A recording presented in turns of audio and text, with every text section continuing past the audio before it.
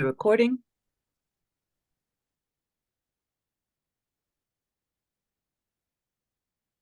So, hi. So, yeah, as you all know, this is my favorite book. I could happily teach it forever and read about it forever, and read it. So, the Hebrew word is Vayikra. It's the opening of the book, and God called. And the entire book is about how do we actually deepen our relationship with whatever we mean by the divine. And really, how do we, at this point, the Israelites have built the Mishkan. Um, they're ready essentially they're about to leave on the rest of their what will be 40-year journey. Um, and they have this fire by day, fire by night, cloud by day that they're following. They haven't left yet. And the question is, how would we live? Because that's what it's about. It's aimed at each of us. How would we live if we actually were aware all the time of this mysterious presence with us in our camp, with us, visible if we look up, guiding us, presumably? How would it feel if we actually knew that all the time? If it were inescapably in our presence, this force that is not, just sweet and loving by any means, but the same force that's behind our death and illness and the fire of volcanoes and floods and everything else that happens in the world. There's only this one force, okay? And bad things happen as well as good things. So how do we live with that? Knowing it's beyond us. It's beyond our comprehension. And it's been telling us for some time that it wants to be in relationship with us. That's what Sinai's about. We've made a covenant. We've said, we're your people. We'll do whatever you ask us. And we're kind of stuck. We're out there in the middle of this desert, which is our life, in some kind of covenantal relationship. And what do we actually do? We're the same people who, forget fairly easily and set up idols and do various things and don't behave that well. So Leviticus is really the book that's placed before we go further on our journey. And it's the main instruction, not the only one, but it's the primary instruction in Torah, two different ways.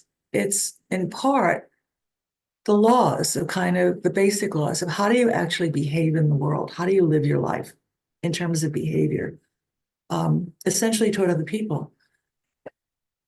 And the other is, how do you actually commit yourself to following this mystery? How do you actually be in a deep relationship with the divine? So the laws are one piece. I was very struck this time in thinking about how the opening chapter is all about the rituals of sacrifice, which are ancient. Everyone agrees, ancient. And interestingly, I keep forgetting this, but Philo, who lived, I think, 3rd century, I'm never sure when he lived, BC, AD, really got it that this was all very mystical. But I've never read Philo. I realized today I need to look him up, read some Philo. Because to me, they're deeply mystical, okay? And what they're about, I was really struck this year because we were talking about it the other week. What the sacrifices are about our heart connection, the heart, not the mind so much, but the heart mind, the part of us that is really involved in relationship and deep, profound feeling. So even at the time the text was written down, at the time it was written down, presumably we had the first temple, but it's written in the form of as if we were still out in the desert. deliberately.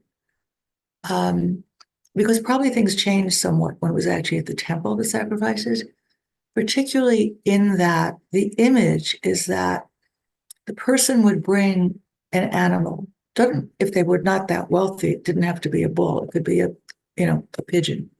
It could be something else. It could even be grain, but something that would be precious to them. And if it were a bull, someone they had raised, they had probably helped birth, and it had to be quite perfect. And I was thinking, the person bringing this animal for sacrifice would be the one to slit the animal's throat. This was very personal.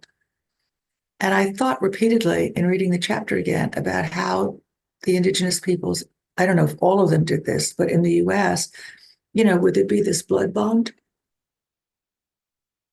We share blood and we are forever bound. And it's very clear this animal is me, and I'm offering myself up. It's called a korban, to come nearer, or an olah, to go up if it's the burnt offering. And the symbolism is so clearly, I'm offering myself, all of myself. As the Shema has said in an earlier Parashat, love God with all yourself, all your soul, all your heart, all your might, all your strength, and all of it goes up there. And I understand the reality would be you'd probably have an animal that was not very happy. But, the death is very quick. The rabbis are very clear about that. It's a quick thrust. It's essentially close to painless. And the animal lived a good life before that, unlike the animals in our feedlots. But I am assuming, and as far as we know, I just was reading, there was music being played, that there's a whole quality of ritual here that affected everybody very, very deeply. So that's the burn sacrifice where everything goes up and I'm offering all of myself. And then there are the other two basic kinds of sacrifices, of which one is the one of well-being, where only part of the animal is burnt and the rest is eaten. And for the well-being, it presumably was the only way at that time people could eat meat. Unless you did it as part of a statement, this precious animal, whose blood I do not touch, this goes on the altar, it returns to you, God, because it's yours, basically. But I'm allowed then to eat the meat. I can't just do this in a way that is without profound awareness that a life is important. All life is important. I can't just kill an animal and eat it. It's so, we're all connected in this. We're all the same, created by the whatever that force is. And if I am going to return that animal to you to death, in death, I have to do this in a way that makes very clear that I understand the profundity of what I'm doing in taking a life. So that's part of the ritual. The other kinds of sacrifice, essentially, and it has different names. They all have different names other than the one of burnt offering, is the one of atonement.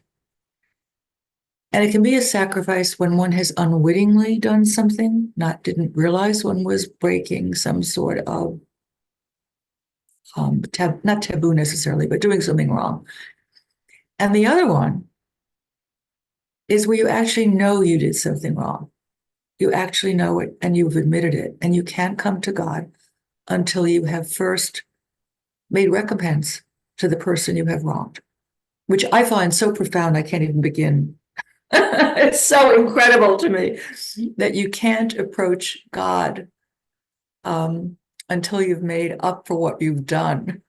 And if you didn't mean to do it, you still have to make up for what you've done. And if you do mean to do it, then you have to apologize. You have to make recompense. You've done something bad. You're not holy. Forget it. So you can't approach. There was something I wanted to say and I just lost it. Oh, yes, because I think I said that already, that I think it was 2 weeks back, we were talking about the only people who can, in building the Mishkan, it had to be people wise of heart, with intuitive, generous, all of these things. And we're going straight. I never put the connection before. We're going from that emphasis on the importance of the heart, which is feeling, not just, and thought, both, that kind of broad mind, right to the sacrifices in this ritual practice where we're doing this with deep feeling. And the other thing that to me is so meaningful, and I have never found out more. I don't know if the Talmud has anything more. I need a Talmud scholar to ask, but the part that you take out, that you burn in these sacrifices, either that you were going to share the meat out in your community, or where it is a sacrifice for atonement of some kind, you're taking out and burning on the altar the organs right in an area right in here. You don't take out the heart. That's not burnt. At least it doesn't say it. But you take out part of the liver, which was known used in ancient times for divination. You're taking out the kidneys, which were considered seat of passion. In fact, in many, I don't know if it was in our civilization, in our tradition, but it was in others.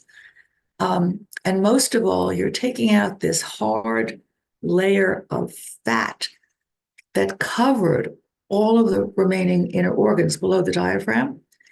And as we know now, the gut and the brain are utterly connected. Presumably everything in there is connected. It's all connected, for sure. And, when I do deep therapy with someone and we're really doing healing of trauma, and they go into an altered state of consciousness as we work, what I say over and over is, where do you feel it in your body? Because if you don't, you have to feel it in your body for us to actually do the healing, because we go into the body. That's how we do it. So we're evoking both the emotions, the heartfelt emotions of whenever that occurred, and the state of your body. And so what's being done in these sacrifices is to peel away the covering, to uncircumcise this part of the body, right? To unharden it, make it open and vulnerable. And that's what we offer up then. And we come out, since we are the animal, we have made ourselves utterly vulnerable and open before this mystery in this ceremony. And that's how we get deeply in connection with the divine. I mean, it is, to me, it's such an extraordinary ceremony. Okay. And it's really worth trying to place oneself in there, in this place. So I was at, I've told everybody this repeatedly, I was at the remains of the Temple of Arad, which dates to the time of Solomon. And the remains are there, with the altars right there. And the incense altar, and then there's the Holy of Holies. It's there. And some of the dimensions of it actually match what we've been told are the dimensions for the temple, the main temple in Jerusalem. And the idea of being in this mountain fortress overlooking the Jordan, and offering up, being a traveler, because this was an outpost. It was a military outpost, and it was for travelers doing commerce. To be out there and offering up before I share the food with my community, offering up all of these organs and making myself so vulnerable, I find just incredibly profound. So that's basically what I am. And I want to say one other thing. We keep forgetting this, but I was reading, I want to say two things. Do I have a minute here yet? Yeah, just another. So in order to be able to do recompense, to offer an apology, to say, I'm sorry, I wronged you, I'd like to make it up now, requires allowing oneself, it's letting go of all of these egotistical passions, right? and of the self-defense. It requires allowing oneself to be of an open heart and letting go of this other stuff. So even before we can go before the divine, we have to already be beginning to do this. And one of the ways, if we take this seriously, and certainly in my contemplative practice is how I use it in part, is to constantly, in part, particularly in the times of, since a lot of the time, this sacrifice would be done as part of a well-being sacrifice, where we would then be having a meal with the community. The meat would be, spread out there, at least our family. But if it's a bull, that's a lot of people. So a lot of other people would be eating. So in the midst of offering this shalom, this well-being sacrifice, which involves gratefulness, obviously, as well, I'd also be opening myself up to be vulnerable. I'd be letting go of all of the ego, the small me. And that's what this all symbolizes. I was thinking about it a while ago. One of my granddaughters, who I speak with every week on Zoom, but who is very different from me, one of 4 granddaughters, very different from me, completely surprised me by saying that she felt I did not care for her as much as I cared for the other grandchildren. And it totally shocked me because I had no idea she felt that way. And I may have already said this. I don't think I said this in this group, but I thought about it for a week or about 2 weeks, and I wrote her a very long letter on very nice stationery. This was a serious communication. She's going to be 15. About how I talked about her to my friends, what I said about her, what I treasured about her, how I described her, what we actually had in common, what I looked forward to with her. And it has completely changed our relationship. I don't know completely, but she's always been very guarded, and she's much less guarded and much more laughing on the phone, but mainly much less guarded. And I wondered about her guardedness forever, and apparently this was a piece of it. But the only way I could do it was by really hearing her and not taking it as I have to defend myself. She can't be right. How is she, all of that stuff. And just coming with a pure heart.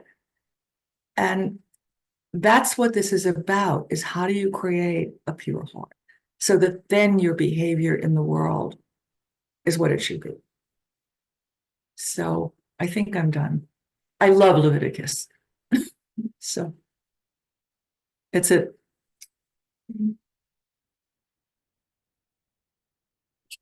Thank you. Amazing.